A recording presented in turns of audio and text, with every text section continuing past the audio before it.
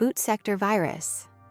A boot sector virus infects the part of a storage device that helps a computer start up. When the computer is turned on, the virus loads before the operating system and gains control very early in the startup process. These viruses were especially common when floppy disks were widely used, and they could spread whenever an infected disk was inserted into another computer. File infector virus. A file infector virus attaches itself to executable files, such as programs and applications. When a user opens the infected file, the virus activates and may spread to other files on the system. It became one of the most widespread forms of computer virus because it could hide inside software people used every day. Macro virus. A macro virus targets documents rather than traditional program files. It is usually written using the macro language found in applications like word processors and spreadsheets. Opening an infected document can trigger the virus automatically, allowing it to spread through shared files and email attachments. Resident virus. A resident virus installs itself into a computer's memory and remains active even after the original infected file is closed. Because it stays in memory, it can continuously monitor the system and infect files as they are opened, copied, or modified. This makes it difficult to notice until significant damage has already occurred. Direct action virus.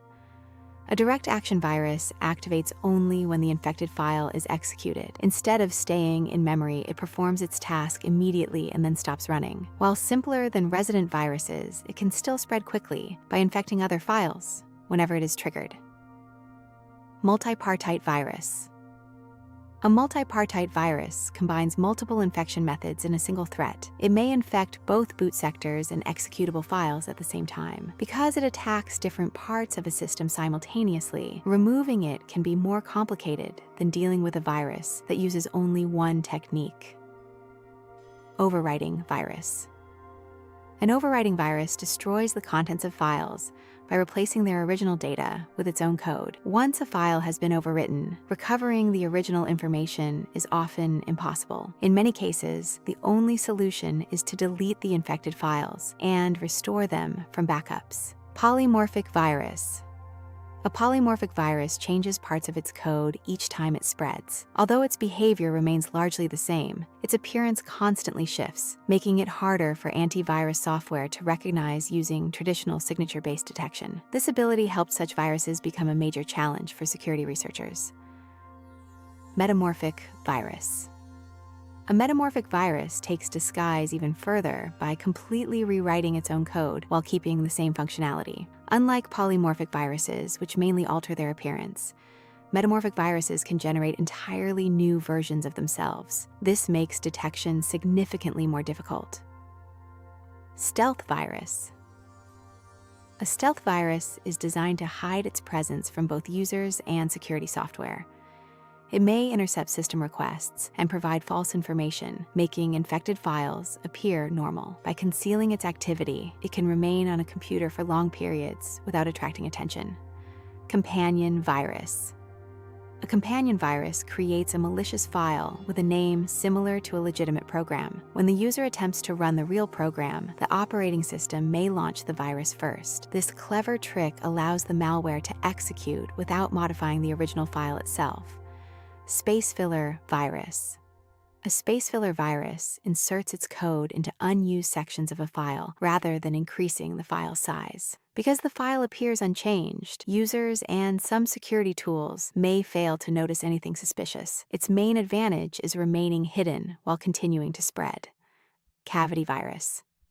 A cavity virus operates in a similar way by placing malicious code into empty spaces within files. Since it does not noticeably alter file size or structure, it can avoid basic detection methods. This approach allows it to blend into existing software with minimal visible signs.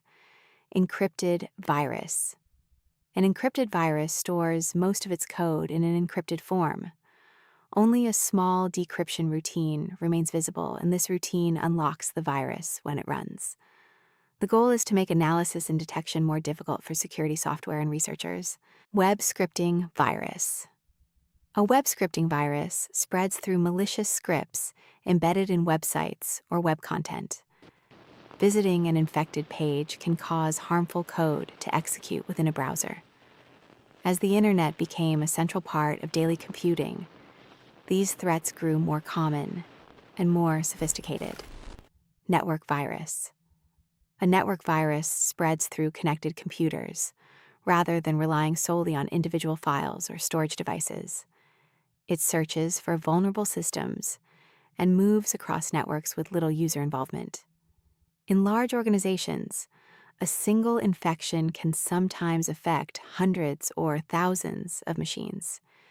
Email virus. An email virus travels through electronic messages, often disguised as attachments or seemingly harmless links. When recipients open the attachment or interact with the malicious content, the virus activates and may send copies of itself to other contacts. This method has been responsible for some of the most famous malware outbreaks in history. Worm. A worm is often grouped with viruses because it spreads rapidly, but it differs in one important way. Unlike a traditional virus, it does not need to attach itself to another file.